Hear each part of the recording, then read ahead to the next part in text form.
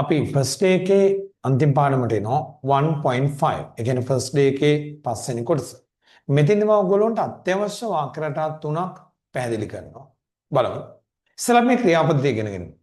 ඔයා දන්න ටිකක් මේක දැන්. කියවනවා read මිලට ගන්නවා buy ඉගෙන ගන්නවා learn කතා කරනවා speak කරනවා do ක්‍රියාපද පහක් තියෙනවා. දැන් මේකෙන් අපි වාක්‍ය රටා හදන්න හදන්නේ. පළවෙනි එක I'll. මේ I will කියන එකේ short form එක. හැබැයි මතක තියාගන්න ඉංග්‍රීසි කතා කරද්දී අපි වැඩිපුර use කරන්නේ short form එක. long form use කරන්නේ අත්‍යවශ්‍ය තැනකදී ඇරෙන්නේ. I'll. මේකේ තේරුම එක තේරුමක් තමයි මම කරන්නම් කියන එක. මම කරන්නම් කියන එකේ සිංහල අර්ථ දෙකක් තියෙනවා. එකක් එක්කෝ පොරොන්දු වෙන්න පුළුවන් නැත්නම් එවල ඩිසයිඩ් කරන්න පුළුවන්. ඔයා කඩේකට ගිහිල්ලා කියනවා මම මේක ගන්නම්. ඒ කියන්නේ එවලේ ගන්න තීරණය. ඔයා යාළුවාට කියනවා මම ඔයාට ලබන සතියේ කෝල් කරන්නම්. ඒ පොරොන්දු වෙනවා ලබන සතියේ කෝල් කරන්න. ඒතර එවලේ ගන්න තීරණ සහ අනාගතයේදී කරනවා කියන පොරොන්දු මේ කරන්නම් කියන එක අස්සේ තියෙනවා. බලන්න මම කියවන්නම් I'll read. මම කියවන්නම් ලියුම පස්සේ. I'll read the letter later. I'll read the letter later. මම කියවන්නම් ලියුම පස්සේ. මම මිලට ගන්නම් I'll buy.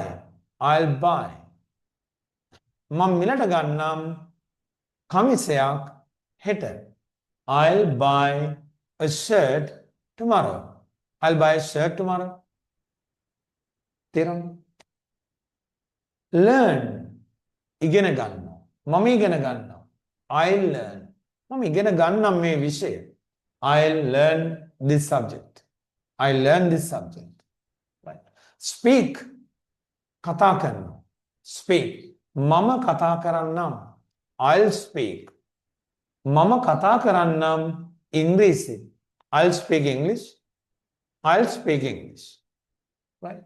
Do කරනවා. මම කරන්නම්. I'll do. I'll do. මං කරන්නම්. මං කරන්නම් මේක හෙට. නැත්නම් මම කරන්නම් මේක අද රැට. I'll do this tonight. I'll do this tonight. I'll do this tonight. තර මම කරන්නම් නම් ඔබ ගන්නේ I'll. ඊළඟ එක අපි කරමු let's. මේකත් let us කියන එකේ short form එක. let us කියන්නේ long form එක. let's short form එක. කතා කරන්නේ එක පාවිච්චි කරලා. let's අපි කියවමු. let's read. අපි මිලට ගමු. let's buy. අපි ඉගෙන ගමු. let's learn. අපි ඉගෙන ගමු English. let's learn English. අපි කතා කරමු. let's speak. අපි English කතා කරමු. let's speak English. Let's speak English. අපි කරමු.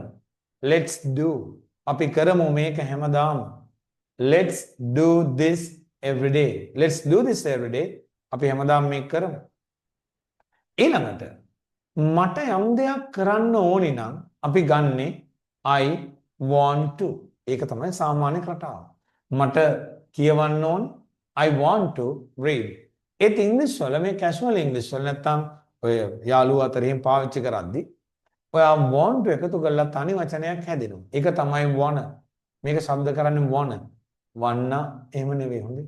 wanna හැබැයි ඇමරිකන් අය O sound එක ආ වලට කියන නිසා ඔයාට ඇහෙන්න පුළුවන් wanna වගේ. wanna. ඒ ඒගොල්ලන්ට O කියවෙන්නේ. ඒගොල්ලෝ කියන්නේ ඒ වුණාට ආ. pot නෙවෙයි. pot. low නෙවෙයි. la. low school. low school කියලා බ්‍රිටිෂ් අය කියනකොට ඇමරිකන් කෙනෙක් කියන්නේ law school. law school කියලා. එහෙන් පොඩ්ඩක් වෙනස් වෙනවා. ඕ එක වෙනුවට ඒගොල්ලෝ ආ ගන්න. ඒ නිසා මේක wanna කියලා කියන අවස්ථා තියෙන්න පුළුවන් ඒ ඇමරිකන් ඉංග්‍රීසි. නැත්නම් බ්‍රිටිෂ් ක්‍රමේ wanna. I wanna. එහෙනම් මට කියවන්න ඕනේ I wanna read. I want to read කියන එකේ short form එක. I wanna read. මට මිලට ගන්න ඕනේ. I wanna buy. I wanna buy. මට ඉගෙන ගන්න ඕනේ. I wanna learn. මට කතා කරන්න ඕනේ. I wanna speak. මට කරන්න ඕනේ. I wanna do. එහෙනම් මෙන්න මේ පැටර්න්ස් තුන හොඳට ඉගෙන ගන්න. මේ වගේ පැටර්න්ස් අවශ්‍ය ටික ඔක්කොම අපි මේ ප්‍රෝග්‍රෑම් එකේ දුවාට ටික ටික දෙනවා. හොඳට ප්‍රැක්ටිස් කරන්න.